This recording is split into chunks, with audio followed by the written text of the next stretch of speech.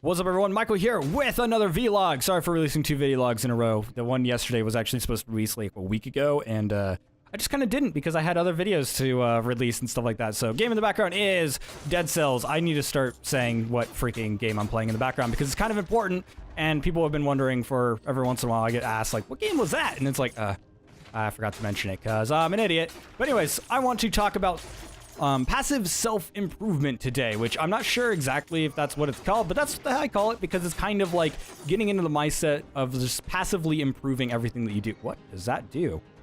Oh my god, I'm playing Dead Cells in the background. I haven't played it for a really long time. I haven't played it since the original alpha when they sent me a key for it. I did get a key for this, by the way.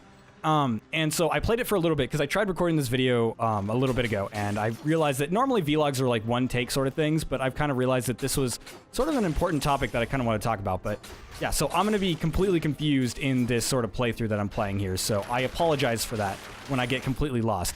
Anyway, so yeah, let's talk about passive improvement. So what is passive improvement? Passive improvement is basically the idea that instead of focusing on one major change at a time. Wait, was there a doorway that opened somewhere? I guess it did show me and I didn't pay attention to it. Whoops. Whoop. Oh, god damn it. I'm terrible at this game. And so it's the idea of like passively improving yourself rather than focusing on large changes. And so what you would do is you kind of spread out one large change and make it so that, oh, hey, I got to scroll. It would instead make it so that you were focusing on something like, let's say you wanted to change your diet, for example. This is a great example because I think everyone has kind of gone into this sort of mindset to where it's like, oh, I want to remove soda pop from my diet, for example. It's like, all right, well, there's a bunch of things that you want to do to your diet to kind of improve your health, et cetera, et cetera. And this is a great example because I actually did this a while back. I was like, you know what, I want to try and like consume less soda. And so I was like, all right, well, instead of just removing it from my diet, because that's not necessarily what you want to do inside of things, you know, removing things that, unless it's like a health hazard or something along those lines to where it's like really a concern. Like, let's maybe say you're allergic to peanuts. Obviously, you want to remove it from your diet. But, you know, something harmless like soda pop, you're just like, whatever, I want to drink less root beer or something along those lines. And so what you could end up doing is going to be like, all right, well, I'm going to make myself a goal. And you're going to be like, all right, well, instead of just removing it from my diet completely, I'm going to say for the next week, instead of drinking 7 sodas, I'll only drink 6. And you kind of get in this mindset of like, every time you're drinking soda or going to drink soda, you're trying to decide like, should I drink soda or should I not? You kind of keep in the back of your head, you're like, you know what, maybe I don't want to drink this soda, you know, because I'm trying to drink less of it.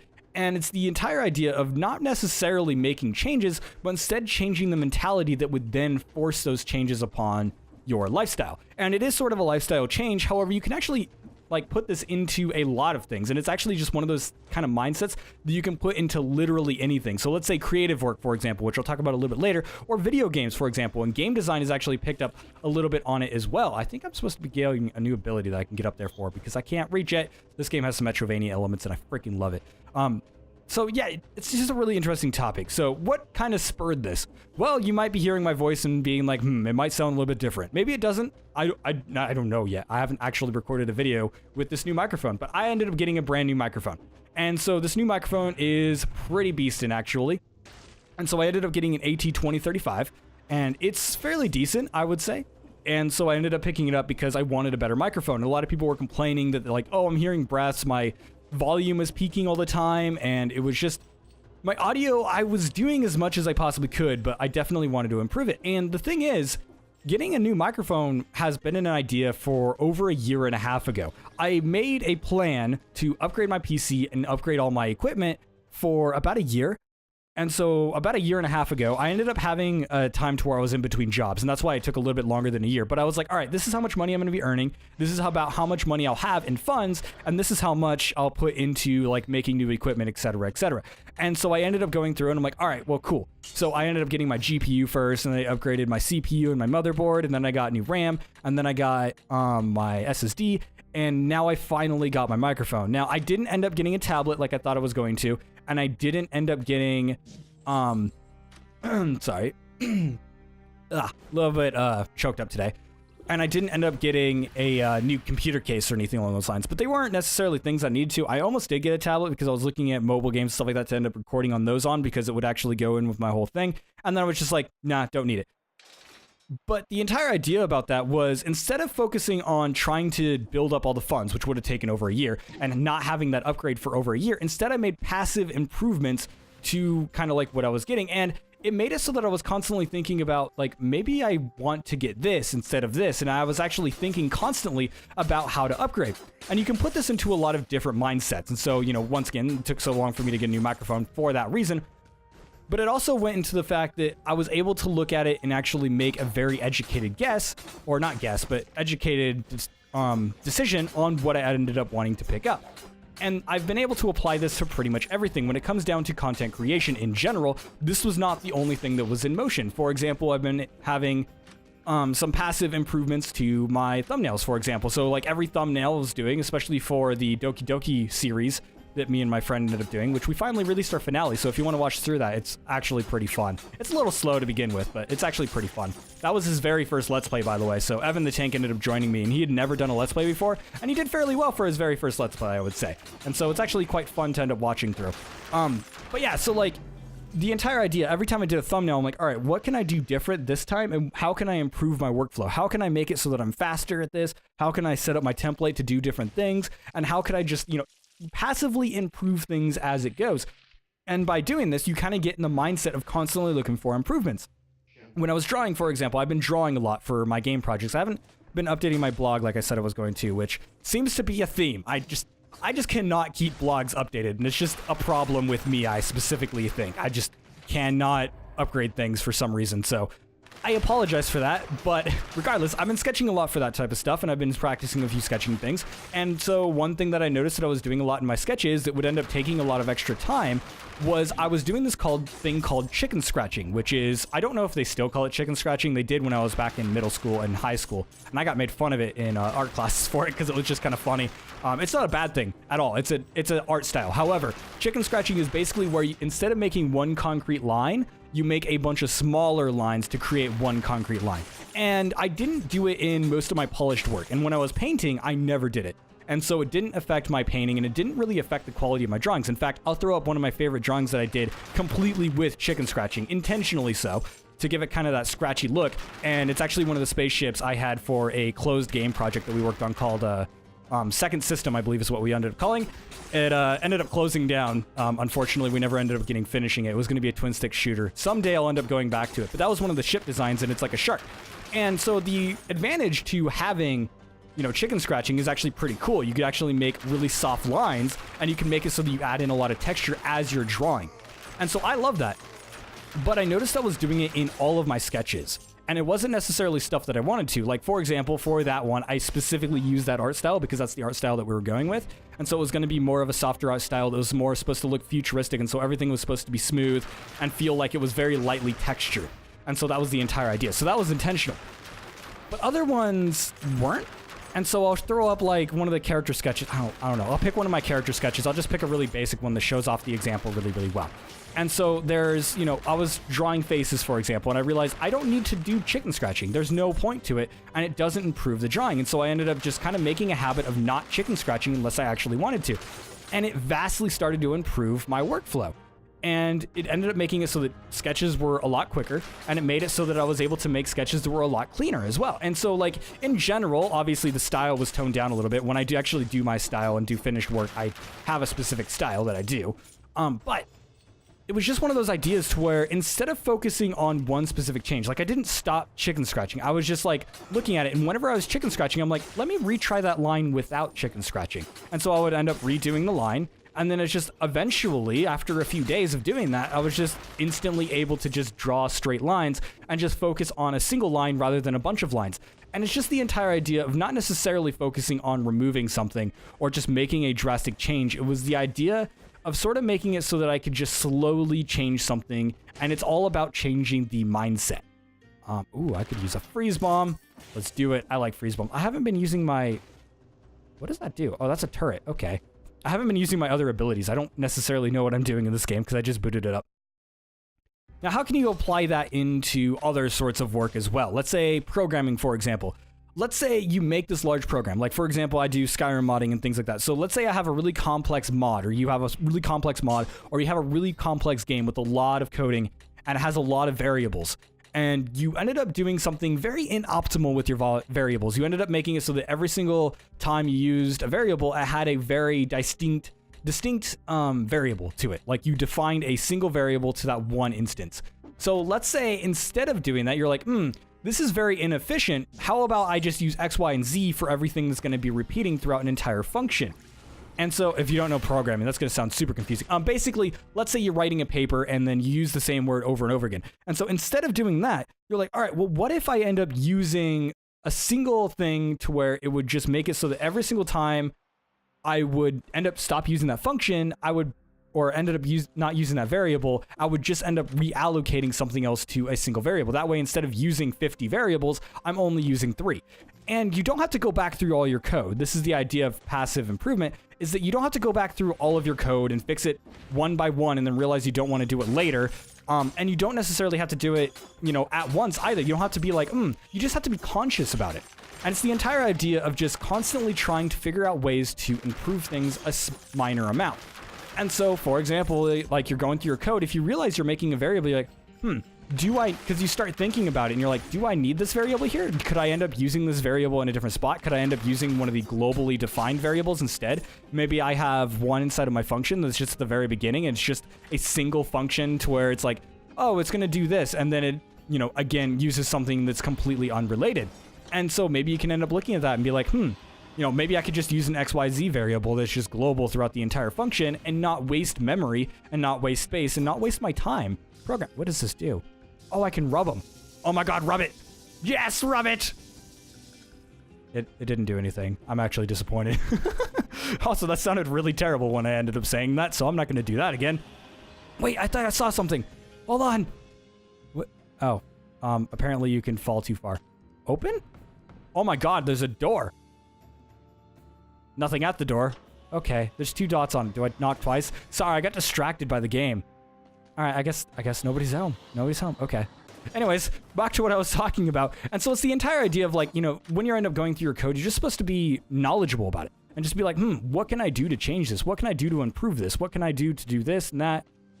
And so that's the entire idea of passive improvement. And we've actually seen it leak into game design, which is really, really interesting. We've been seeing more and more games. No. Not going to mess with you, talking chest. I have learned that is a bad idea. So, like, it's getting into game design as well. We're seeing more and more games put in smaller and smaller improvements. And some people have been saying, like, oh, it's just feeding into the instant gratification kind of generation or whatever, because people like to blame that for literally everything. Sorry, I'm fixing my headphones. And I don't necessarily think that's the case. I think it's one of those cases to where we've learned that people enjoy these sorts of things. They like to see things, kind of self-improve over and over again. And so it's like when you end up going into this sort of, wow, he wrecked my face because I suck. All right, well, I died again. And so we've been seeing more and more games do these small little improvements where it's like you're instantly getting stuff, but you're getting a lot of smaller stuff. And I've noticed a lot of games are actually picking up on this to where they'll have big goals and they have these things you can end up reaching for, but they also have these smaller goals. And more games are having these smaller little tiny milestones. And that's the entire idea of this sort of, slowly improving everything, just kind of slowly making it so that you can end up going through and being like, yeah, I can end up improving this a small amount. And I think that putting that into game design is actually really, really interesting as well, because you end up looking at it and being like, oh, instead of just making it so that I'm immediately better or something like that, like instead of giving somebody 10 attack power, you give them 2 little milestones. It's like, oh, hey, well, here's 5 attack power and then 5 attack power later. And it ends up taking the same amount of time, but you give them small improvements and it just makes things feel a little bit more gratifying. I would say there are certain cases to where having those nice bursts of power is obviously a good thing. Like, let's say, you unlock a brand new weapon or something along those lines. It's like, oh yeah, like this new weapon should probably have a little bit of a bonus to it. But again, I think that would be really interesting to see in that. But that's basically what I wanted to talk about today. It's not really a big topic. I wanted kind of a throwaway topic to kind of test out the microphone. So hopefully the audio sounds good. Make sure to leave that, in the comments and stuff like that, because I don't necessarily know what to do with this microphone. I've done some testing. I've done a lot of different voices. I went back and did Theory's voice, and that was fun. So, yeah, if you haven't watched our Doki Doki Literature Club playthrough, I realized how much it would have been improved if I would have had a better microphone. So that's a little bit sad. But, yeah, I don't know. I'm enjoying my microphone, if you're wondering, by the way. And it's just one of those things to where I'm going to be looking at how to improve my content over and over again. So if you find any problems with my content, make sure to let me know. And know that I am constantly trying to improve things. And people have been talking about me talking too fast, and I've been working on kind of spacing things out a little bit. I've been, like I just did right there, to where I've been focusing a little bit. How do I, oh. Okay, I just found a portal. I don't know what the fuck that was about, but I'm going in.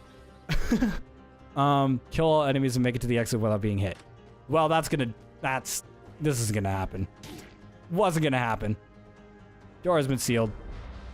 Okay. But yeah, so, no, I'm constantly working on things, and I think that everyone should kind of look at just making small improvements all the time and just get into the mindset. Instead of just focusing on changing something drastically, like, let's say, diets are the easiest example. It's like, oh, I don't want to eat cake anymore. Instead of being like, I don't want to eat cake, because obviously everyone likes cake. You can end up... Oh my god, I have a freaking hammer. Oh my god, this game is distracting me so much. Maybe I should play this for like a while. Anyways, so you can end up looking at things and being like, instead of just removing cake, because cake is awesome, you can just be like, maybe I don't want to eat cake nearly as much. Maybe I don't want to eat this maybe as much. Maybe I don't want to do this as much. Maybe you're noticing you have a habit to where you end up doing something a little bit too much. I said so a lot. And so I was like, every time I say so, I need to like focus on that and be like, all right, well, I need to like try and use different words. I need to say, hey, or whatever, or what's up, and things like along those lines, to where it's just not so much that. And I mean, I'm still improving on that, but it's gotten better. And by doing these, maybe you don't get that instant gratification to where you're like, yeah, I removed cake from my diet.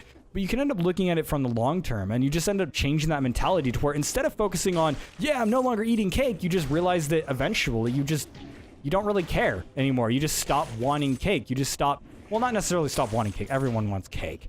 But you stop needing cake. You stop being like, my god, I see cake, I need to go eat it. You get into this I don't know why I leveled up the purple stuff, because I'm not using them. Whatever, I'm an idiot. But you stop like looking at things like, oh my god, I need it, and you start being like, oh, like let's say for example, on my walk home from my work or whatever, there's like 3 fast food restaurants I could end up stopping by every single time. So I'm like, oh man, it was a really busy shift and I'm really freaking tired. I could easily pick up fast food, but years ago, I was like, you know what? I'm going to try this passive improvement thing, and I'm going to try to do it, because this is something I started all the way back in college, so it's not necessarily new. But I'm like, I'm going to try it on fast food. And so I was like, you know what? Every time I see fast food, I'm just going to be like, nah, I don't need it. And a few times I end up caving. I'm like, oh man, you know what? I want to make shake. And I end up picking up a milkshake. And that's just like a treat. And I still pick up treats for myself, because that's what I do. I like cake. But it's just one of those things where it's like, over time, I just stopped wanting fast food. And I just know I don't eat fast food anymore. I literally have no desire to go in, and every once in a while I'm forced to.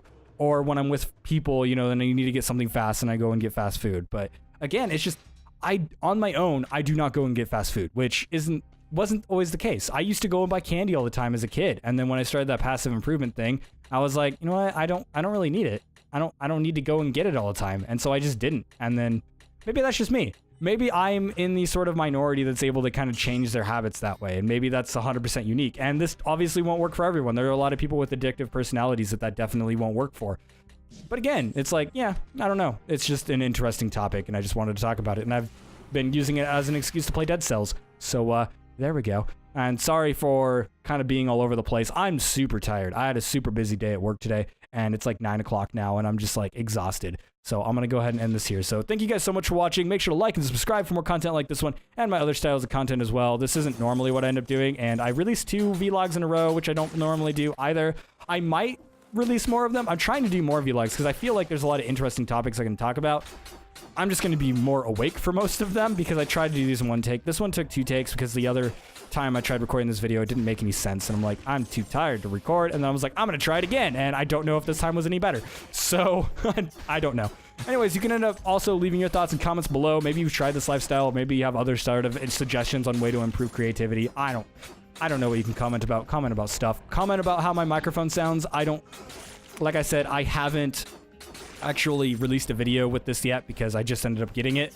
I literally just got it yesterday, or last night specifically, and I ended up using it for chat when I was playing League of Legends, and everyone said, yeah, your voice sounds clear, but that was using Discord, and they already compress your volume quite a bit.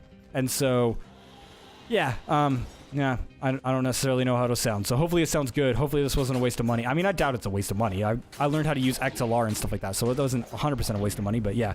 And of course, if you like my other styles of content, I'm just rambling now because I'm tired and I died again. You can end up checking out my website, and you can check out our gaming Discord. I was talking about playing League of Legends. We play League of Legends all the time over there, so you can end up checking out the Broken Chat Box. It is a gaming Discord where we just talk about video games and play them all the time, so you can end up jumping in there. Link in the description below. And I'm gonna go to sleep. Actually, I have to edit this video, but I'll just like do a really quick edit, and then it'll be done, and then I'll go to sleep because I am actually really, really tired, and I probably shouldn't have tried recording, but I really wanted a video out with this new microphone and try to see how it sounds. So hopefully I did well. Howdies.